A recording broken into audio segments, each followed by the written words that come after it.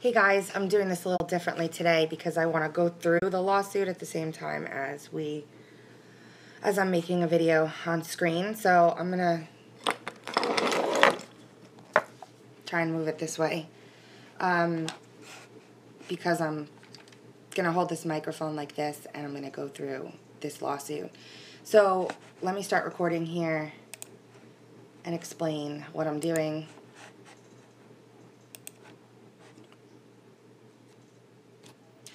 Okay, so welcome everyone. I am doing things a little differently today. I'm doing a live stream right now on YouTube as I'm recording this video for later discussion on my channel. The DNC Fraud lawsuit has just been dismissed by the judge. And I read this entire political opinion. It's 28 pages, and I'll link it in the description box below. So the DNC Fraud lawsuit has been dismissed. And while it's easy for us to be ridiculously frustrated and upset about this right now, the judge inside of this dismissal actually admits that the DNC is wrong. He says it several times, actually. He says several times they acted, outside of scope of their charter. It's very, very concerning, outside of he basically outlines specific reasons for this, and they're very, very clear. They're actually not BS from what I'm reading. Like, if you look through this 28 pages, you'll see that the judge here talks about how the DNC was actually wrong. They did not follow their charter. They were not fair, but that the judge does not want to insert the judiciary into ruling over how a political party that's not a governmental body decides to handle its business. In other words, if the DNC and the RNC, they're not actually government bodies. They're private companies, right? So the judge is saying basically, outside of the gazillion technicalities that are happening with this lawsuit that he goes over in great detail, the judge is saying basically, I can't insert the court. The court can't make a decision about this, because then the court would be responsible for inserting itself into political tradition,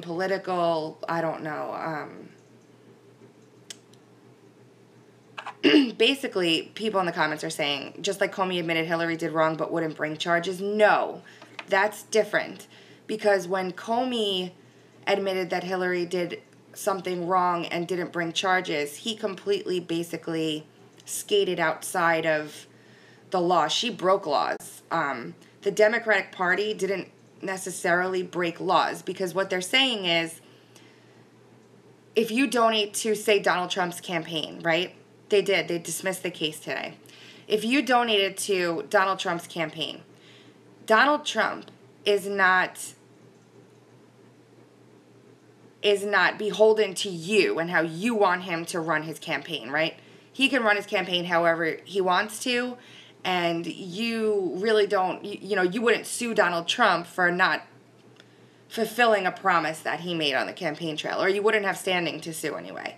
I'm as pissed off as all of you guys are. I really am. But I really want you to read what this judge is saying. I'm going to try and scroll through here really quickly, and I'm going to link this on my Twitter right now while we're talking. And bear with me for the weird format. Bear with me for the weird format today, guys. And I just woke up. I took a nap, so excuse me for my tired looks. But what they're basically saying is, yeah, the DNC didn't follow its charter. Yeah, it's of grave concern. Yeah, it's disgusting. How can I link it there? That's my phone. I don't think I can link it in the chat. I'll link it on my Twitter, and if someone else can link it in the chat, that'd be great. Hold on.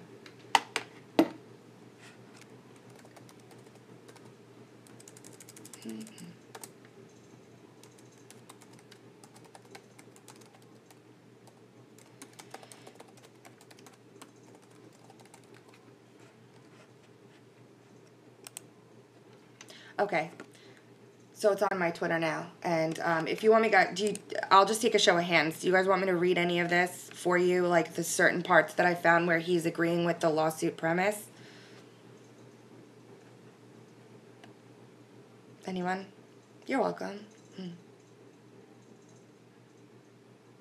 Okay. All right, so there's basically an introduction in the first few pages where he goes over the foundation of the lawsuit. If you haven't read the DNC Fraud lawsuit, I recommend that you read the lawsuit in its entirety. Plaintiffs allege that despite the DNC charter and bylaws and these public statements of neutrality and impartiality, the DNC devoted its resources to supporting Hillary Clinton over other Democratic Party candidates. The DNC's bias, according to plaintiffs, came to light after computer hackers, that's also debatable, penetrated the DNC's computer network. An individual identified as Guccifer 2 took credit for the hack and posted several documents purportedly taken from the DNC servers on a publicly accessible website. And they go through the documents, and then they go through some of the other foundational stuff here. And they go and they say, the memorandum closes with an invitation for further discussion to answer the question of who do we want to run against and how best to leverage other candidates to maneuver them into the right place. Plaintiffs did not allege who authored the memorandum, but as of May 26, 2016, the Democratic presidential field already included both Clinton and Sanders. And then it goes through some more foundation, and then it goes into the decisions. So, I don't even know why I'm recording this here. I'll just stop it. Hold on. Let me fix my sound for you guys.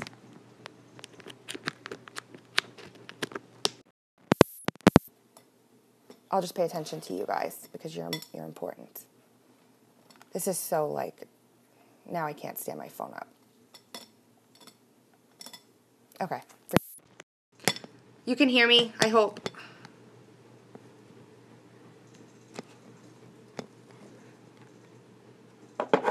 So the court basically says in here, and I'm gonna read it for you right now. Damn it. I had everything going so well. There we go.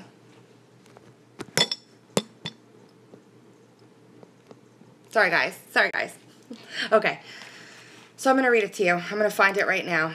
It's actually pretty amazing what the judge actually says.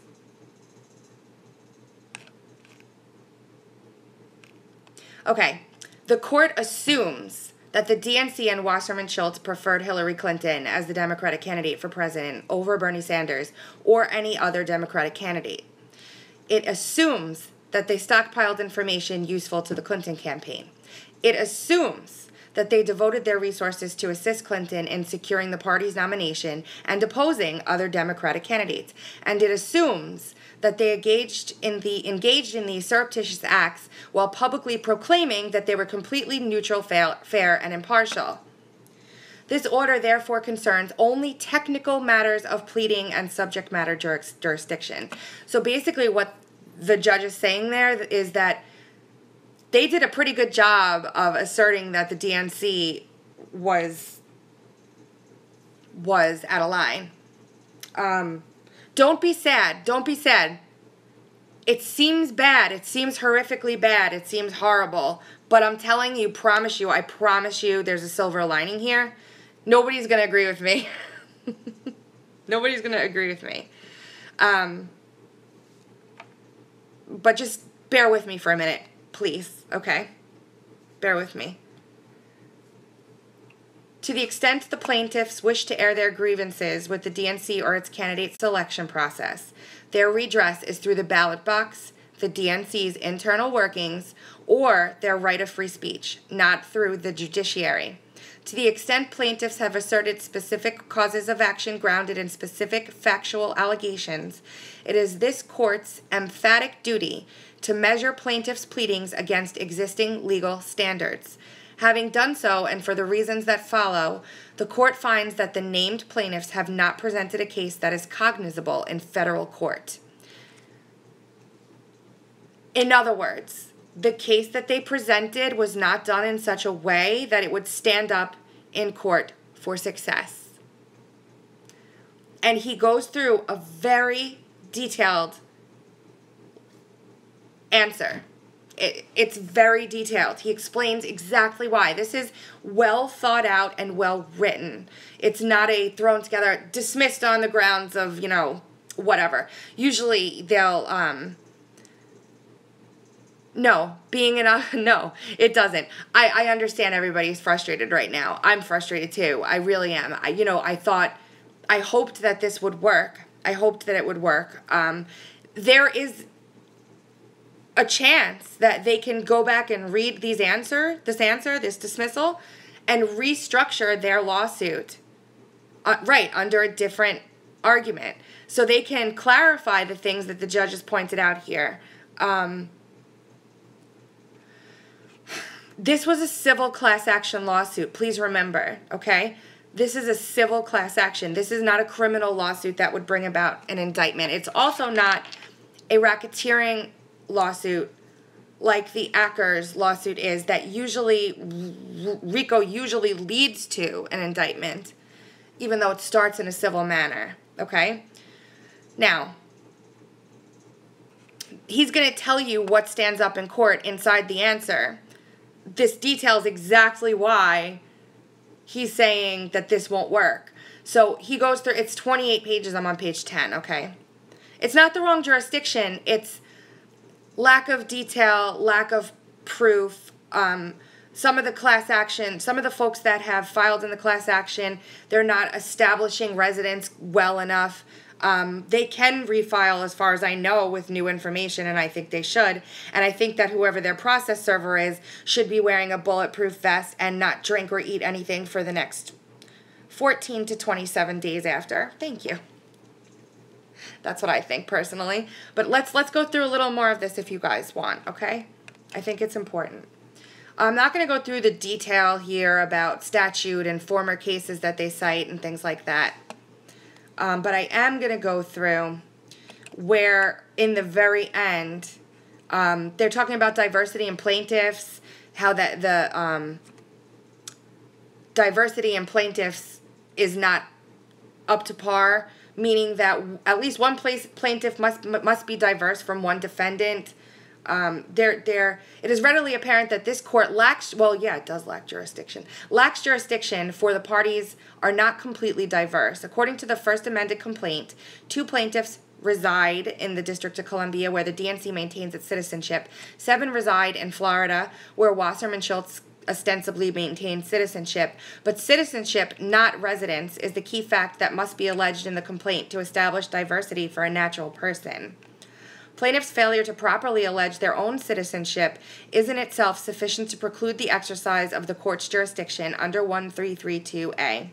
Indeed, this pleading failure makes it impossible for the court to conclude that the parties are even minimally diverse for purposes of its CAFA jurisdiction.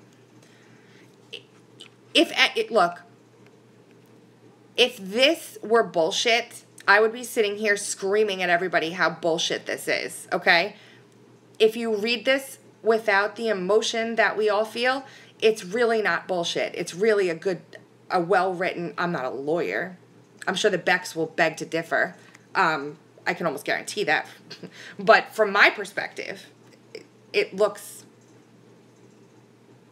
pretty straightforward and pretty detailed. It's almost like they're being written a roadmap on how to do it better, honestly.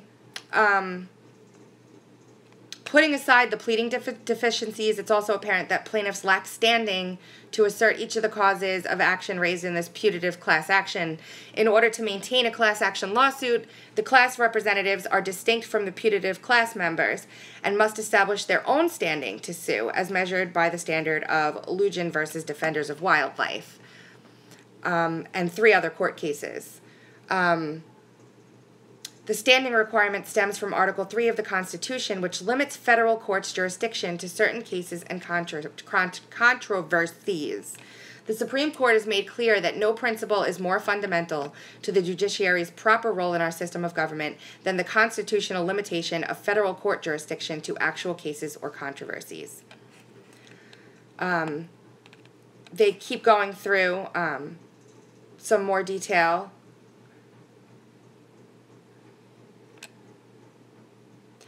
one of the stipulations of a class action is that it must be likely, as opposed to merely speculative, that the injury will be redressed by a favorable decision. The class representatives must meet each of these elements to pursue not only their own claims, but the class members' claims as well. As to the fraud claims, plaintiffs failed to allege any causal connection between their injuries and defendants' statements. In other words, they weren't able to prove that the defendant's statements that they used to base the case off of actually were responsible for their financial injury. Usually, like, let's say you have a class action lawsuit against a drug maker or against, you know, a big corporation who lied to you about what they were doing with your information or lied to you about what they were going to be doing with a product, and then that directly injures you personally. That's how a class action is settled. What the judge is asserting is that there's not evidence that the fact that the DNC acted in this way caused an injury to the group as a class, right? So how did it physically impact how did it impact a member of the class action, and how do they prove that? How it impacted them personally. So that's another thing. Hold on one second.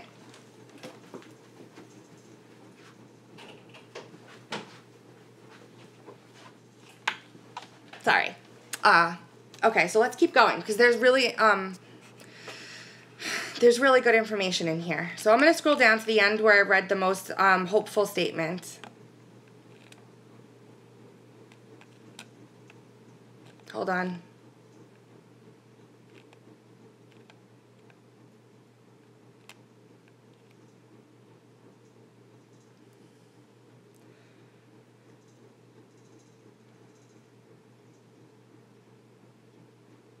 Okay.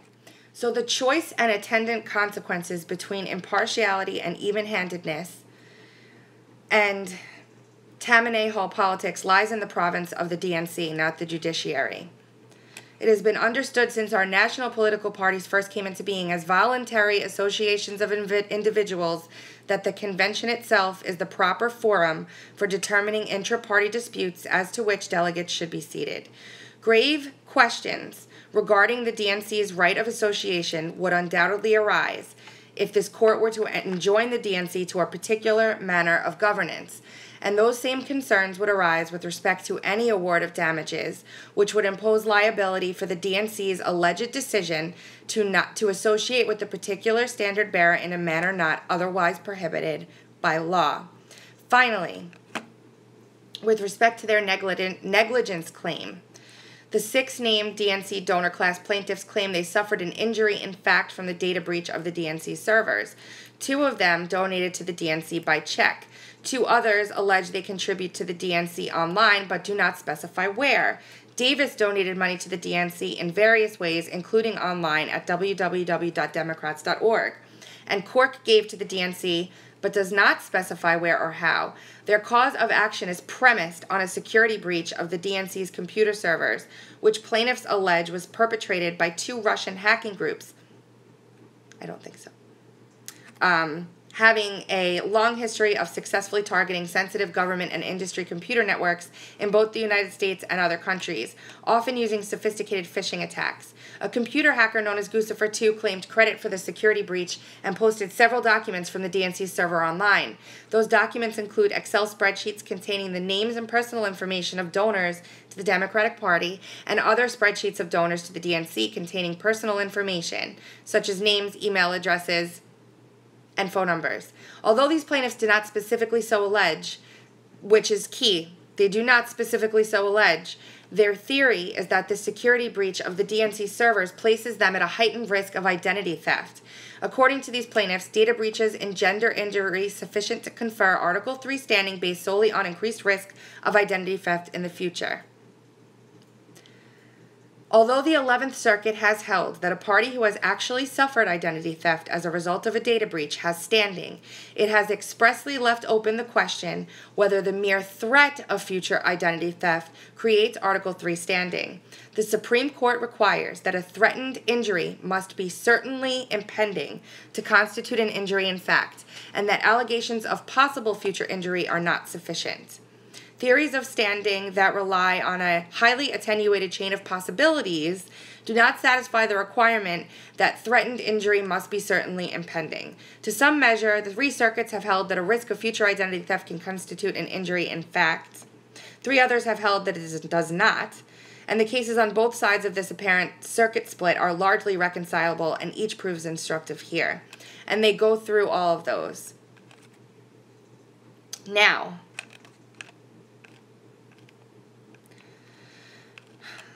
this is very long. Please excuse me. One common thread runs through each of the cases which they describe in detail that is not present here. The defendant in each had a practice of retaining the plaintiff's sensitive personal information for one reason or another. There is no allegation here that the DNC retains private information of its donors that is not mandated to be disclosed to the Federal Election Commission and thus publicly available. That is, unlike the other cases, the plaintiffs, listen to the language, the plaintiffs do not allege that the DNC has access to and stores information from its donors, such as their Social Security or credit card numbers.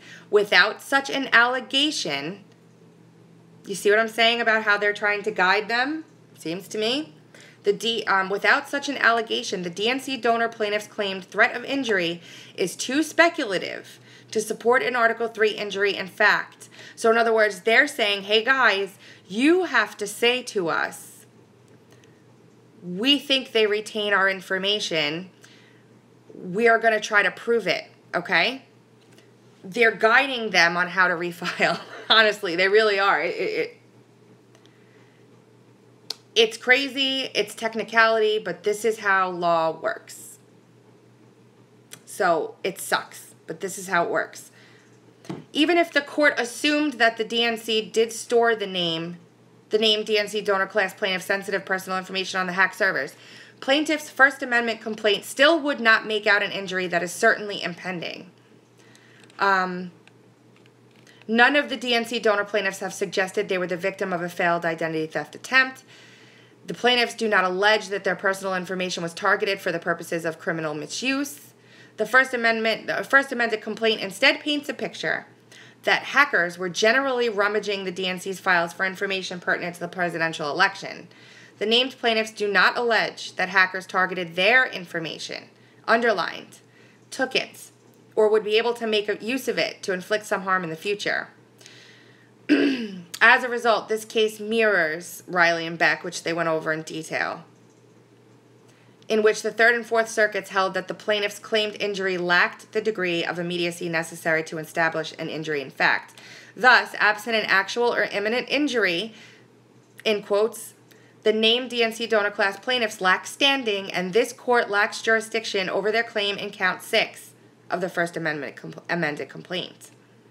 Federal courts, this is the conclusion, and I think I'm going to read the conclusion in total because it's encouraging. Are we ready?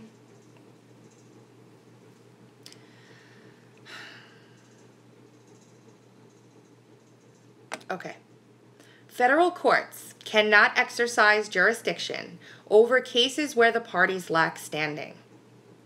Because the plaintiffs do not allege a causal link between their donations and the DNC's statements, they lack standing to assert the fraud-type claims in counts 1, 2, 3, and 4 of the First Amendment complaint. Their breach of fiduciary duty claim in count 5 relies on a harm far too diffuse to constitute an injury, in fact, in federal court, and their negligence claim in count 6 is buffered by too many layers of speculation and conjecture to create the immediacy of harm necessary to unlock this court's jurisdiction.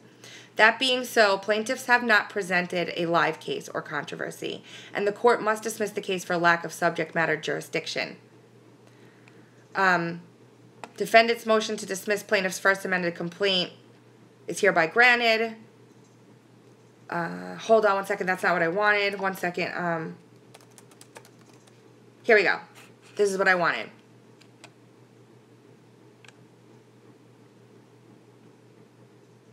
Okay. Other than labeling their claim as a common law tort, these plaintiffs have done little to make out a concrete injury particularized to them. For their part, the DNC and Wasserman Schultz have characterized the DNC's charter promise of impartiality and even-handedness as a mere political promise, political rhetoric that is not enforceable in federal courts. The court does not accept this trivialization of the DNC's governing principles. Here we go. Yes, it can. While it may be true in the abstract that this is in the decision, okay? Just listen. The court does not accept this trivialization of the DNC's governing principles. While it may be true in the abstract that the DNC has the right to have its delegates, and this is a quote, go into back rooms like they used to and smoke cigars and pick the candidate that way, from the transcript of the hearings, the DNC, through its charter, has committed itself to a higher principle. Nevertheless, it is apparent that these plaintiffs cannot satisfy Lujan's test and therefore lack standing to assert count 5 of the first amended complaint. The court's saying, yeah, they cheated and it sucks ass, but you guys didn't put your case together in the right way. That's basically what they're saying. And they're telling them how to put it together the right way. And that's what's happening here. Now, I'm going to be unpopular here and say a few things that are probably unpopular, but reading this, we can't wish that a court would make a decision and kind of toss out precedent and toss out, previous rulings, etc., just so that we win. Because the same could be held true when we're the ones being sued. It's a 28-page, well-written answer. And it specifies lots of things and gives case law and gives precedent as to why these things are true. And it says, this is what you need to do to make these things better. Here's what we actually need. Here's what you didn't show us. Here's where you guys fell short.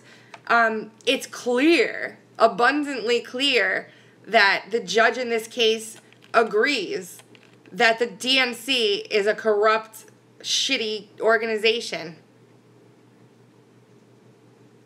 He says it several times in here. He says several times that he's upset that they're trivializing their important role. But just like the DNC is not a government organization, that's why the FBI didn't have rights to come in and take the computer equipment. I don't think this is the end of it. At least, maybe it's the end of it with the Becks, but someone else can pick this up and do it again. They have a case. It just needs to be filed, like someone said in the comments, airtight. They clearly have a case here. It just was not airtight. So, yes, Michael Brown. Yes, you seem to know a lot about this, which is good. But basically, the DNC is a private organization. The RNC is a private organization. They're not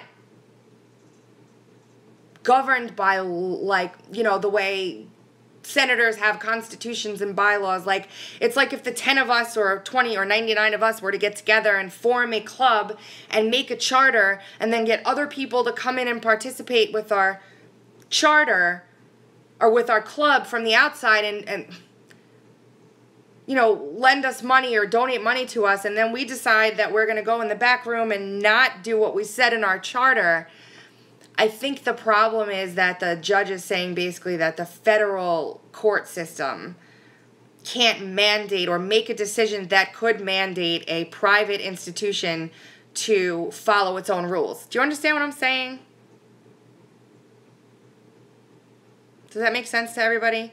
Like the court saying a federal court can't make a decision and award damages to a private institution, which then could be interpreted to mandate that the organization follow rules that it writes for itself. Do you understand what I mean? Which sucks. Hey, you. Hey, Maureen. But it's a well-written decision, and I'm gonna post it below. Everybody's gonna flip out about this, and they're not going to read the decision, which I think is gonna be a travesty. Everybody's gonna claim that, you know, the other thing is, guys, and I said this all along, they base a lot of this off of the fact that Guccifer 2 was a hacker. It would be really great if we could get this going again so that we could prove that he's not. You guys need to try and share with your friends if you can, and maybe you guys think I'm crazy. It could be that you think that, but I really feel like people should read this answer or read this decision and take it for what it is and take the nuggets out of it that, oh, that interview will be up tomorrow, sorry. Take it for what it is and take it for the advice that's in here. And I'm not seeing the without prejudice final order of dismissal.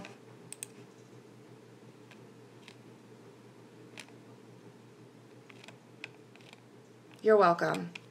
There's court sketches here. Look, it is my opinion that the decision is actually really well written and very detailed. It's not a quick, sorry guys, we're not going to entertain this lawsuit. It's a, hey, yeah, without prejudice means that it can be revisited. It's a, hey guys, I agree with you that the DNC is a bunch of fraudsters. They're disgusting in what they said in regards to making backroom deals because they can actually do that. And then says, guys, this is where you fell short. Here's where you guys need to do better. Here's why. Do it better next time. And make sure you protect yourselves ridiculously when you do it. They literally say, this is how it should be done. Like, this is what you should do. This is how it should have been presented. I've read some dismissals in my day, and they're not usually written in such detail. 28 pages long.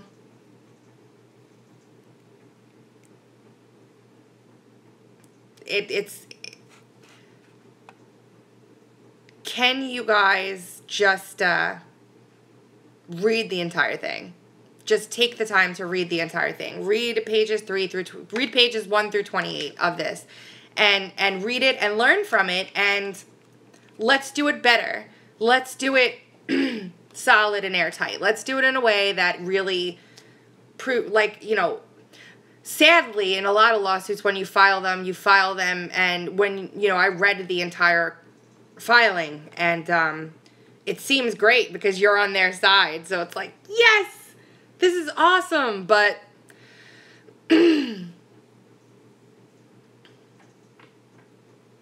it's really an interesting decision. So I guess I'm going to end this now so I don't bore you guys anymore with my face. There's still hope. I'm going to use the time I would be reading and contact Larry Clayton to sort all this shit out. Well, Magoo, if you've got Larry Clayton on speed dial, by all means, give him a call and let us know what he says, okay? It's a different way to do a live stream today. I really again, I said, please read this. Please don't just go off the handle with drama. I implore you. That's what the angry response, my first word to this, when I read this, I was tagged by a good friend. My first word was fuck. I love your face, Peter. That was my first word. Fuck. And then I read it. So, if you guys... There's already people sharing this like, oh my God, I can't believe this. This is horrible. This is why we're screwed. The court system is so unfair and they don't... I disagree in this case. This is a really well-written, very solid, logical, and legally supported with prior case law and prior decision, dismissal. And it's sad that it's being dismissed, but it gives us guidance on how to do it better. And probably Debbie Wasserman Schultz will be in jail soon, and then we can just serve her with this while she's in jail, so she can't run away. Right? Ding. I know, I'm sure Jared Beck's upset. Given what Jared Beck and his wife have gone through in this lawsuit, given the sacrifices they've made, they've been scared for their lives, they've been threatened, they've had prank phone calls, they've had people close to them pass away. I mean, yes, I'll link to this in the description box. Yes, it has been proven in court that the DNC is corrupt. That's true, and I keep trying to say that. The judge in this case admits and says clearly, very, very clearly, that the DNC is corrupt as shit. Pretty clearly. So, excuse me. Hi everyone, you're late. Of course I'm going to be leaving in a minute, but I went through this in detail. You guys can go back and watch the video when I get off here, and it's done on the fly, like I'm sitting here reading this as we talk, but I beg you guys to read the entire email, okay? I mean, read the entire dismissal before you freak out. Yeah, imagine the Dem primary in 2020. Would you donate or vote for the Bernie in 2020? No. I mean, this basically spells out here that they said, I love that they use in here the quote about the backroom deal with the cigar. Because if you read the testimony and the transcript, I did a video on this. I did a video on this, and the transcript of what the Democratic Party actually says is awe-inspiring. And the only way that it's going to stop, bye Ryobi, good luck and safe trip, the only way this is going to stop is if we do something about it. Outside of court. Like, stop voting for them. Or stop giving them money, for God's sakes. Okay. Love you guys. I knew something was going to happen today. Damn it. I knew something was going to happen today. Thank you, Shelly. I straightened it today because I had an interview with the Mad Tea Show. They're in here, by the way. There she is, the Mad Tea Show. We had a great show today. It was really, really great. Mwah. Love you guys. I'll talk to you soon.